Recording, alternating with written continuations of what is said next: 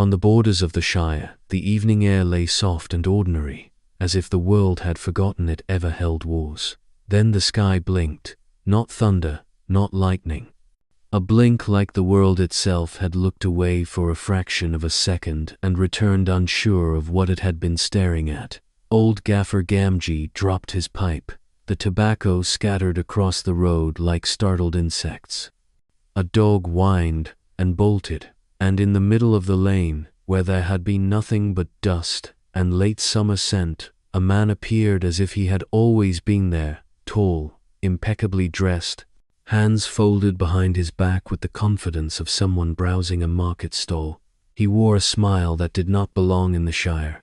He looked around, taking in the cottages, the gardens, the soft lamplight. His eyes bright, amused, and sharp as polished glass rested on the distant hill where Bag End sat like a comfortable secret.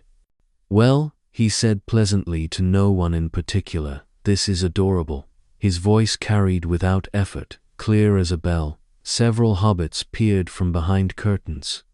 A few braver ones stepped onto porches with cudgels and kitchen knives, in the way of small folk forced into big courage. "Who are you?" Someone called Hamfast Took, who had once wrestled a pig and considered himself worldly. The stranger's smile widened. "A tourist." No one laughed. He clicked his fingers lightly, as though remembering something trivial.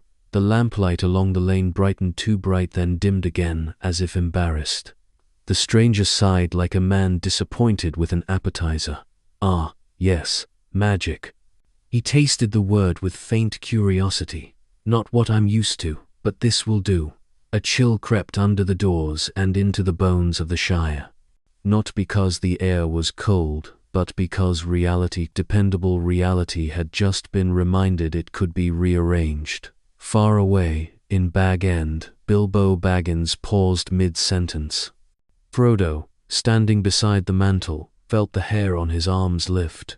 Gandalf did not feel fear often. When he did, it was never for himself. He set down his pipe, listening to the shift in the world, the way a sailor listens for a reef beneath the waves. "Something has come," he murmured, and his eyes narrowed, already searching for the shape of the danger. By nightfall, the green lanes had stories. By midnight, those stories had reached the ears of those who took stories seriously. A shadow moved through the trees, silent as memory. Strider Aragorn, son of Arathorn, arrived at the edge of Hobbiton with the cautious tread of a man expecting ambush. He found no ambush. He found a picnic. The stranger sat on a fallen log as if it were a throne, hands loosely clasped, watching a circle of hobbits who stood at a safe distance, like reluctant witnesses at a trial. Beside him sat a teapot that had not existed 10 minutes earlier. The cups were mismatched, one delicate, one cracked, one made of carved wood, one unmistakably silver and far too fine for the Shire.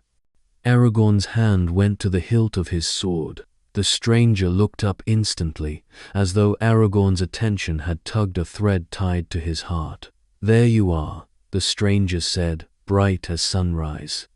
"I was beginning to worry this world didn't have any proper protagonists." Aragorn did not step forward. "Who are you?" "Oh, I've been a lot of people," the stranger said cheerfully. "But, for our purposes, call me Q." The name meant nothing, and that made it worse. Aragorn's eyes flicked over him. No weapon, no visible armor, no sign of travel. Yet he carried himself like someone who could not be threatened.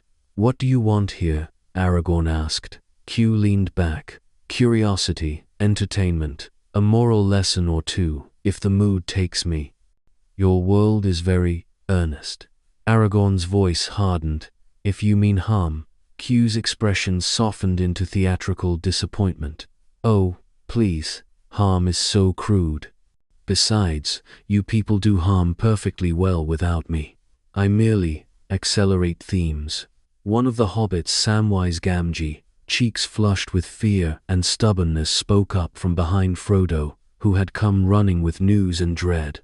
"You've no right here," Sam said, voice shaking but honest. "We don't want your games." Q turned his head and studied Sam as if he were a surprising line in a book. "You," he said, almost delighted. "A gardener with a spine. How refreshing." He raised a finger, not threatening, just playful. A single flower pushed up through the hard-packed earth between them, impossibly fast, blooming into a vivid yellow that glowed faintly in the dark. It looked harmless. "Consider it a welcome gift," Q said. Gandalf arrived then, staff in hand, cloak sweeping behind him. His presence changed the air. The hobbits exhaled, as if the world had remembered how to breathe. Q's eyes gleamed. "Ah, the wizard." Gandalf stopped at the edge of the circle, his gaze fixed on Q with a weight that could have bent lesser men. "You are no Maya," he said quietly, "and no elf, and no man." Q placed a hand to his chest. "I'm flattered you noticed." Gandalf's voice did not rise, but it carried an authority older than kingdoms. "Name yourself truly." Q's smile sharpened. "Truly? Very well. I am Q, and where I come from, that's not a name, it's a category." Gandalf's eyes flickered, as if touching a thought too bright to hold. "You do not belong here." Q spread his hands. "And yet, here I am." The ground did not shake, the sky did not split. But every living thing in the circle felt it. The world had accepted Q like a swallowed stone, unwanted, undeniable. Gandalf's grip tightened on his staff. "Then leave." Q leaned forward, suddenly earnest in a way that felt like a mask pulled tight. "I can't. Not yet. Something in your world is humming, a story with teeth, and I would hate to miss the ending." Frodo felt the ring under his shirt grow warm, like it had been listening. Q's gaze slid to Frodo's chest as if he could see through cloth and skin and secrets. His smile returned, slow and dangerous. "Oh," he whispered, amused. "There it is." When Elrond called the council, it was not only because the ring had been revealed.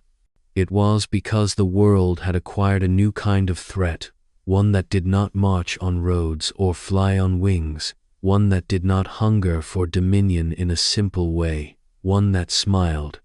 Rivendell received the fellowship like a sanctuary, all water song and starlit stone, yet even there, the air felt slightly watched.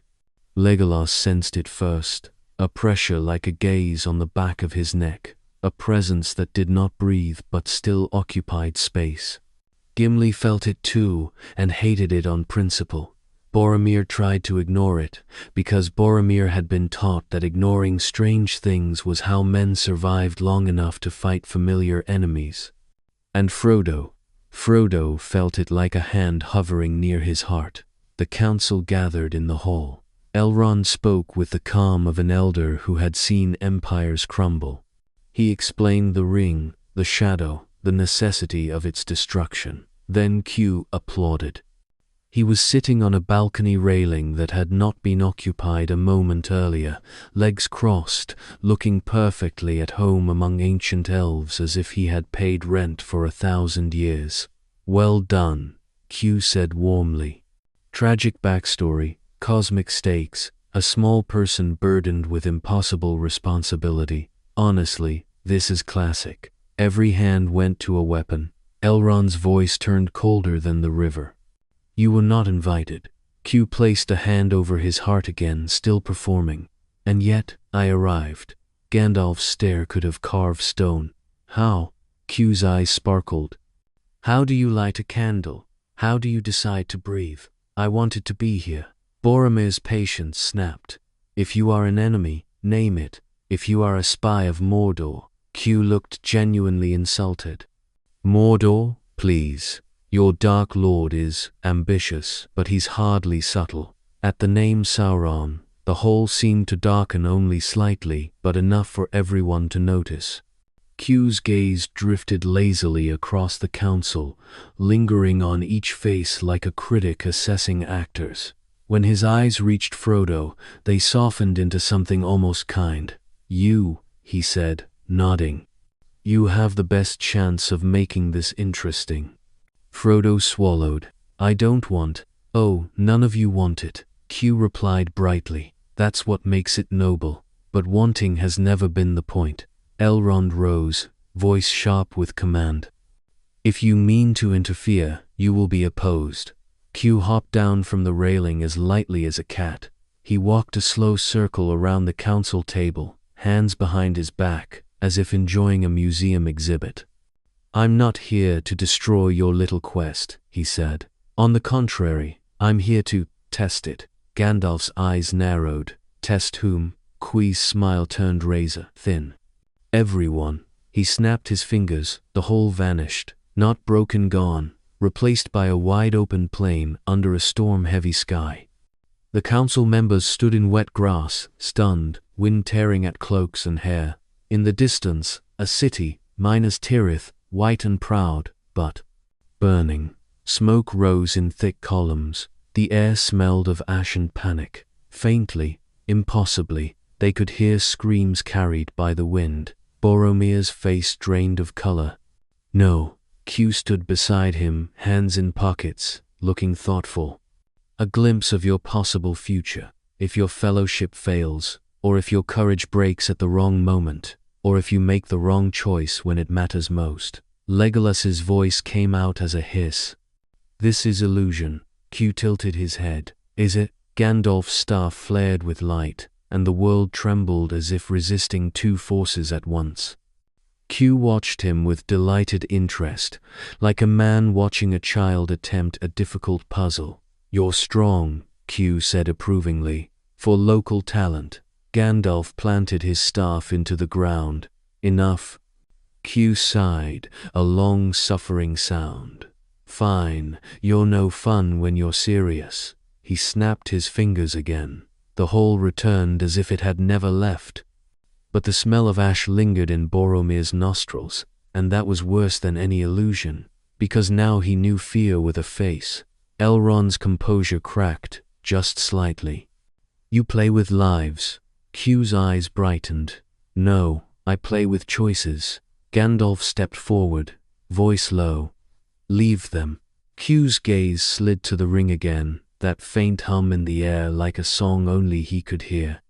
I will, Q said, when I'm satisfied. Then he looked at the fellowship, 9 hearts bound together by duty and dread, and smiled like a man about to rearrange a chessboard. Go on then, he said lightly. Form your fellowship. Start your heroic march. I'll try not to get bored. And with that, he vanished, leaving behind nothing but uneasy silence and the terrible sense that the world had gained an audience. The fellowship left Rivendell under grey skies. They walked with the weight of destiny, but now destiny had a new flavor, uncertainty. They met wolves in the wilds, wolves that should have attacked, but did not. Instead, the pack sat in a half-circle, heads tilted, watching the fellowship with eerie stillness. Q stood behind the largest wolf, one hand resting on its head as if it were a pet. Don't mind them, he said as the fellowship froze. I taught them manners. Your story has enough antagonists. I'm not here to cheapen it. Aragorn's hand tightened on his sword. Then what are you here to do? Q gestured ahead. The path, which had been clear, suddenly split into 3 roads, each leading into different terrain. One into deep forest, one into stony hills, one into mist. You tell me, Q said. Which road do you choose? Gimli bristled. This is a trick. Q smiled. Everything is a trick, even honor, especially honor. Gandalf stared at the roads with the quiet intensity of a man listening to the future. The true road is the one we must take, he murmured. Q clapped lightly. Yes, exactly. Must. Such a comforting word. He leaned close to Frodo, lowering his voice so only Frodo could hear. Do you know what I find fascinating? Q whispered. Your enemy is obvious. He's a tower with a burning eye. But your real danger is quieter. It's the part of you that wants the burden to end, no matter the cost. Frodo's throat tightened. I don't. Q straightened, smiling brightly again. Choose. Aragorn made the choice with the gravity of a king who was not yet crowned. We go by the hills. The forest hides too much, the mist hides more. Nodded approvingly. A leader. Lovely. He snapped his fingers. The other two roads vanished. The chosen path remained stony, harsh, honest. See? Q said. You can live with your decisions when you don't have to wonder. Legolas's eyes narrowed. What price will you demand? Q looked offended. Demand? Oh dear. I don't bargain, I observe. Then he vanished again. That became the pattern. Q, appearing at the edge of firelight, on a ridge, beside a stream. Always with that effortless confidence. Always with a comment that pressed a thumb into the bruises of the soul. In the mountains, when the snow rose high and the wind screamed like grief, Q appeared wearing a thick fur cloak that looked suspiciously comfortable. Cold, isn't it? He said cheerfully. Boromir glared at him. If you can do anything, why not help? Q's smile turned curious. Help? And rob you of your precious suffering? No, no. Pain is formative. Boromir stepped forward, anger shaking him. You speak like a man who has never lost anything. Q's eyes flickered just once like a crack in polished glass. Oh, Q said softly, and for the first time his voice carried something that wasn't theater. You have no idea what I've lost. Then the moment was gone. He snapped his fingers, and the wind eased for exactly 30 seconds, long enough for the Fellowship to catch their breath. Consider that a courtesy, Q said lightly, and disappeared again. Gandalf watched where Q had stood, his face carved from stone and worry. He is not a servant of Sauron, Gandalf said at last. Aragorn's jaw tightened. Then why does he trouble us? Gandalf's eyes were grim. Because he can. Moria should have been darkness enough. The gates opened to ancient stone and the smell of deep places. The Fellowship entered, torches swallowing the shadows in weak bites. The silence there wasn't peaceful, it was hungry, and, in that hunger, Q felt entertained. He appeared in the great hall of pillars, where the air lay thick with dust and memory. He stood atop a fallen block of stone as if he were addressing an audience. Now this, Q said, spreading his arms, is atmosphere. Gimli's grief was a raw thing in his throat. He looked at Q like a man looking at an insult. This is my people's home. Q's expression softened into something almost respectful. Yes. And look what time does. It turns pride into echoes. They found the tomb. They read the last lines scratched in desperation. Drums sounded deep in the earth. The orcs came like a flood, shadows with blades, shrieks, the clatter of war in narrow stone. The Fellowship fought, desperate and brave, and Q watched, not without emotion, never that. His eyes tracked every choice, every hesitation. When Boromir stepped in front of Merry and Pippin, Q's smile twitched, as if he approved of the instinct. When Legolas's arrows flew true, Q nodded, pleased by competence. When Frodo stumbled under the ring's weight, Q's gaze sharpened. Then the Balrog arrived. Flame and darkness, ancient malice given shape. The air roared. The Fellowship froze, not because they lacked courage, but because courage cannot erase the fact that some things are older than courage.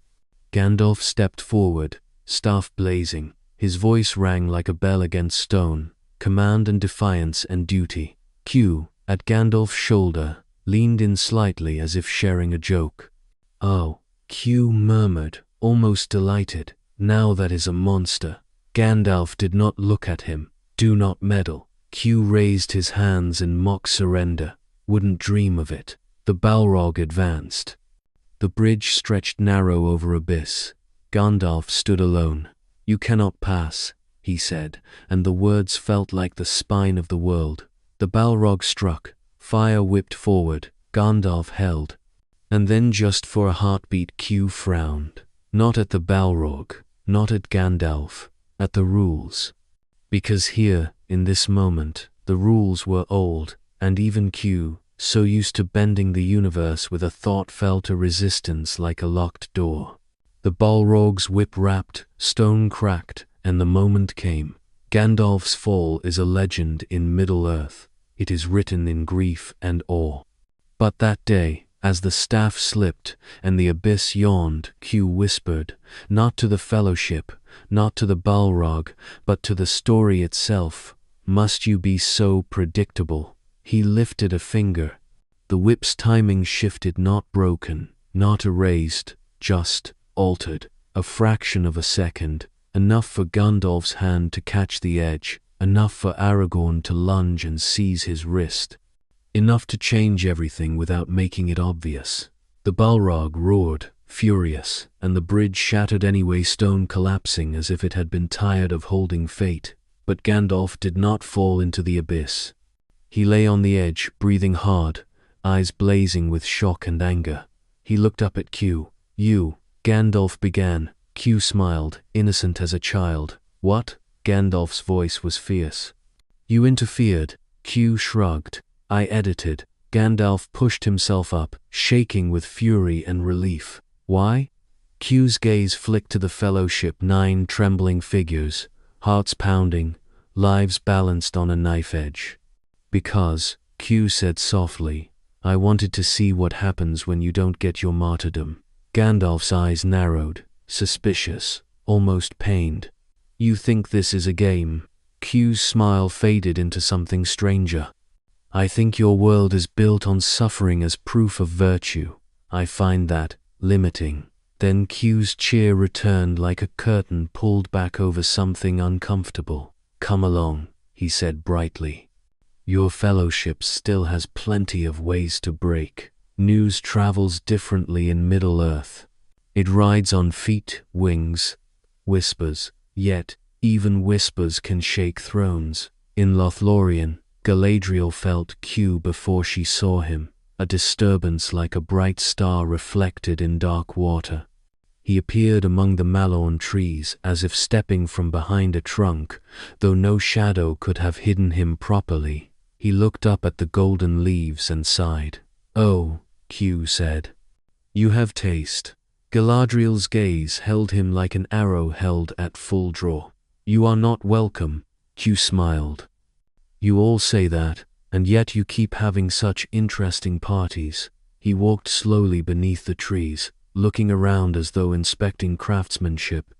"So," he said lightly, "you've looked into my mind, haven't you?" Galadriel's voice was calm. "There is much that does not belong here." Q nodded, almost appreciative. "And what do you do with things that don't belong?" Galadriel's eyes did not blink. "We resist them." Q laughed softly, then stepped closer until he stood within the radius of her presence, a presence that had made kings falter. "You're beautiful," Q said, conversational. "Terrifyingly so, but you are still bound." Galadriel's voice sharpened. "Bound to what?" Q's gaze slid to the Fellowship, to Frodo, to the ring, to the belief that sacrifice is the only language the world understands. Galadriel's fingers tightened slightly. "And what language do you speak?" Q's smile returned, and it carried that same quiet danger as a knife held casually. "Possibility." Galadriel's eyes flickered. For the first time, she looked not afraid, but wary in a way she reserved for powers that did not fit her understanding. "You are perilous," she said. Chew bowed. "I've been called worse." From Lorien, the Fellowship split, and Chew's influence spread like ink in water. In Rohan, Theoden sat beneath the weight of despair and the poisonous counsel of Wormtongue until Q appeared in the hall, clapping slowly. "What a performance," Q said, as if evaluating theater. Wormtongue recoiled like a rat seeing daylight. "Who are you?" Q looked him up and down. "A critic." Theoden's eyes, clouded, tried to focus. "Do you come as friend or foe?" Q considered. "Neither. I come as a gust of wind. Sometimes it clears smoke, sometimes it knocks things over." He walked to Theoden's throne and leaned in close, voice soft as temptation.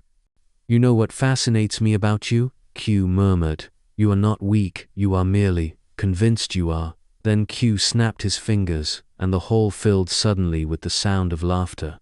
Not mockery, the laughter of Theoden's youth, the voice of his son, the clatter of horses, the feeling of being alive. For a moment, Theoden blinked, and something behind his eyes woke up. Wormtongue shrieked and scrambled back. Sorcery. Q turned to him. Oh, please, your poison is far more magical than anything I've done. Gandalf arrived soon after, and where Gandalf brought light and truth like a blade, Q brought it like a mirror, showing people themselves until they had to flinch or change. In Gondor, Denethor saw Q not with his eyes but with his fear. When Q appeared in the steward's chambers, Denethor did not shout. He simply stared, pale and rigid. You, Denethor whispered, you are like the eye. But, laughing, Q perched on the edge of Denethor's desk, casual. Yes, well, the eye lacks charm. Denethor's hands clenched. Are you sent to test me? Q's smile widened. Aren't you already testing yourself? Every day you decide whether hope is weakness. I'm just watching how long you can keep doing that before it consumes you. Denethor's voice trembled with controlled rage. Leave. Q leaned in, eyes bright. Tell me something, steward. When the time comes, will you burn your city to deny your enemy a prize, or will you let your son burn first? Denethor's face twisted. Get out. Q stood, smoothing his coat. We'll see, he said lightly, and vanished, leaving behind nothing but the echo of an idea Denethor could not swallow back down. In Isengard, Saruman received Q with the arrogance of a scholar meeting a rival. Your power is alien, Saruman said. Q smiled. And yours is borrowed. Saruman's eyes narrowed. Would you ally with me? Q laughed, delighted. Oh, you do think like a villain. I adore that. No, thank you. I prefer my tyrants honest, and you're still pretending you're a savior. Saruman's voice turned cold. You will regret mocking me. Q's smile turned pitying. You can't even regret yourself.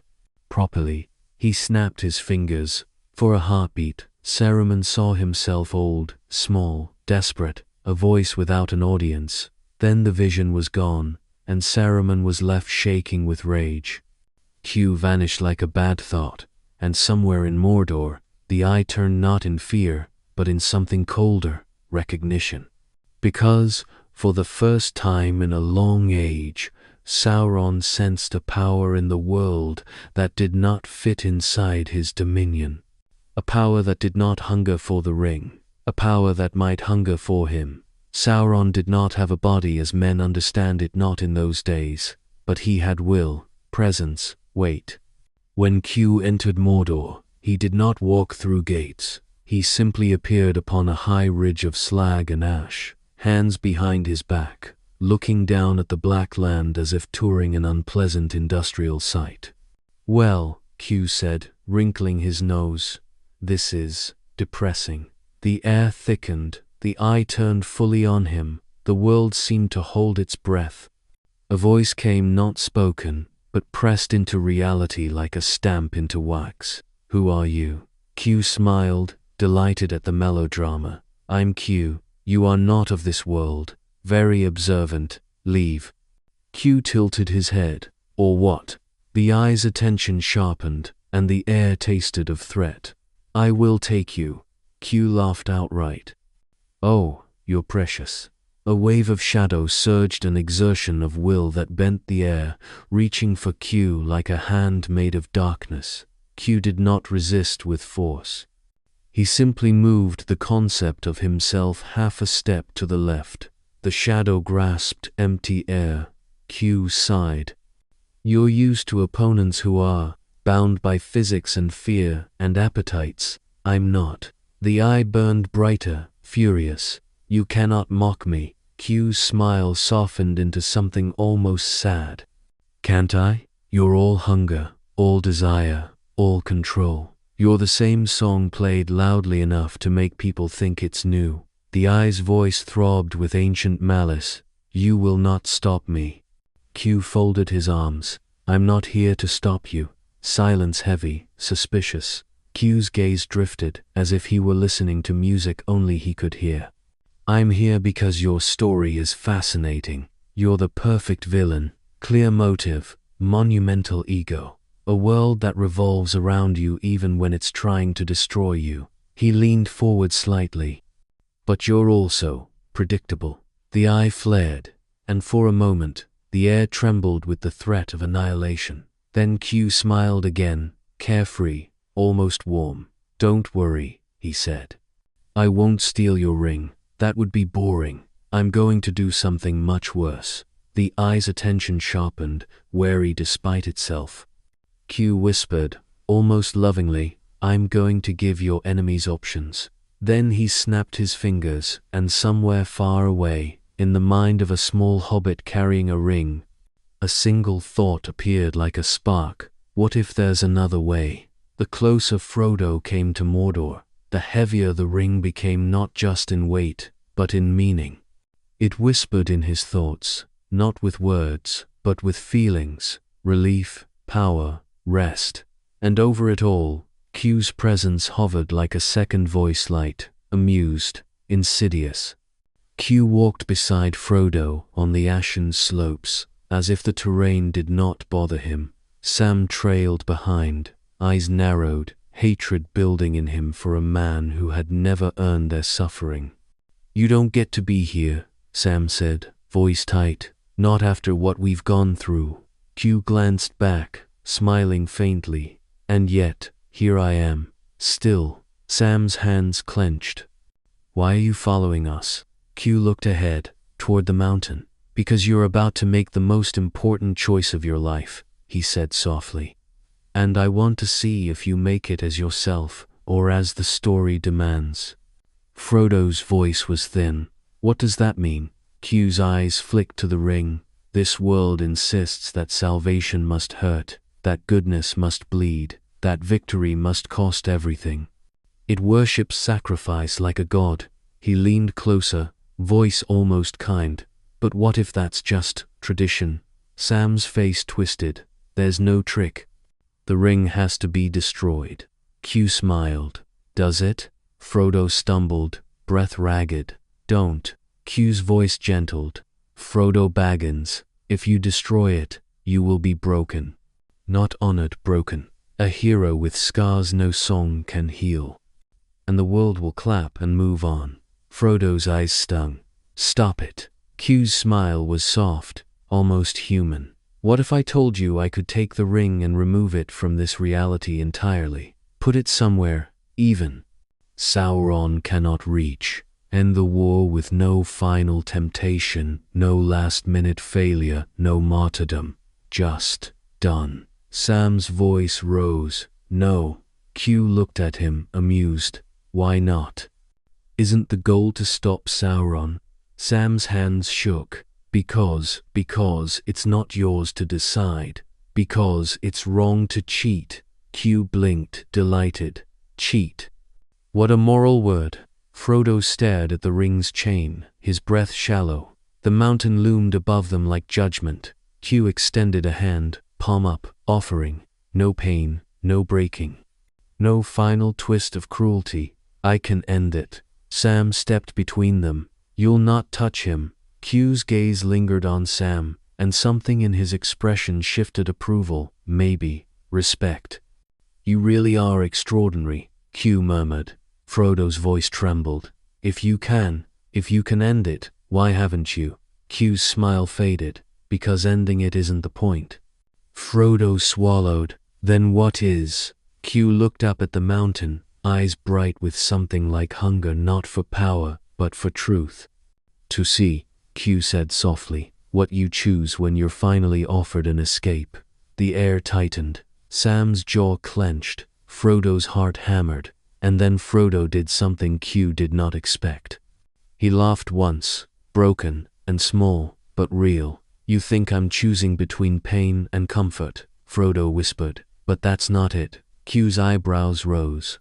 Frodo's eyes lifted, tired, hollow, yet stubborn. You're offering me a way out so you can prove something about us, about stories, about sacrifice. His hands tightened around the chain. But you don't get to turn my life into your lesson. Q stared at him, and for a moment his smile disappeared entirely. Frodo's voice shook, but it held. I won't give it to you. Sam exhaled like he'd been holding his breath for a year. Q's eyes glinted, not angry, interested. Very good, Q said quietly. Very, very good. He stepped back, hands raised. Then go on, he said. Finish it the hard way, like your world insists. And he vanished, not in a snap, not theatrically. He vanished like a thought that decides not to be. Frodo and Sam climbed. At the cracks of doom, the air shimmered with heat and malice. The ring felt alive, buzzing like a swarm behind Frodo's ribs. When Frodo reached the edge, the world narrowed to a single moment. And like legend says, like the story has always demanded, Frodo faltered. I have come, he whispered, voice thick with exhaustion, and awe, and temptation. But I do not choose now to do what I came to do. Sam froze, horror flooding him, then soft applause. Q stood on a black stone ledge nearby, smiling like a man watching the final act. Ah, Q murmured. There it is. Sam spun. You. Q held up a finger. No interference, he said lightly. This is your world's favorite part, the failure that proves you were only ever mortal. Frodo turned, eyes bright and wrong, the ring on his finger. For a moment, he seemed not Frodo at all, but something wearing him. And then Gollum, desperate and ruined, lunged. The struggle at the edge was frantic, heartbreaking, dangerously close to tragedy. Q watched with an expression that was not cruel, not kind, simply intent, like a scientist observing gravity. Then Gollum fell, the ring fell, the fire took it, the world shuddered as if a great weight had been lifted from its throat. Far away, towers shook, shadows screamed, and the eye collapsed into nothing. The sky cleared like a wound closing. Sam dropped to his knees, sobbing with relief he couldn't name. Frodo lay on the rock, shaking, staring at his hand as if it belonged to someone else. Q exhaled softly, almost disappointed. You see, he said, voice quiet now. Your world wouldn't allow you a clean ending. It insists on the bite, the scar. Aragorn would become king, Rohan would sing, Gondor would rebuild. Songs would be made, but Frodo's eyes, staring at his missing finger, would never fully leave the fire. Q crouched beside him, suddenly less theatrical, more present. You did well, Q said softly. Frodo's voice was thin. Did I? Q's gaze held something difficult to read. You chose not to hand your burden to a god. Frodo's eyes flickered. Are you a god? Q smiled faintly. No, he said. I'm worse, I'm a question. He stood, straightening his coat as if preparing to leave a party. Sam glared up at him. You didn't help. Q looked at Sam, and his smile warmed slightly. I did, he said. I proved you don't need me. Sam's voice shook with anger and exhaustion. Then go. Q nodded once. Almost respectful. Fair. He looked toward the brightening horizon, where dawn was beginning to touch the ash with gold. Your world will heal, Q said quietly. Mostly. But you'll always remember this. Power is not the same as wisdom, and the ability to end a story is not the same as earning its ending. Then he paused and glanced back at Frodo. And Frodo? Q added, voice lightening again like a mask sliding into place. Next time someone offers you an easy escape, ask yourself who benefits. Frodo swallowed. Will there be a next time? Q's grin returned bright, infuriating, full of possibility. In some worlds, he said, there always is. He snapped his fingers. And Middle-earth, with all its ancient weight, felt the tiniest ripple like a stone lifted from a pond. Q was gone. The fellowship changed, scarred, alive stood in the aftermath of victory, and they understood, at last, that the most dangerous presence in the world was not the one that sought to rule it, but the one that could leave it untouched, having learned exactly where it would bend.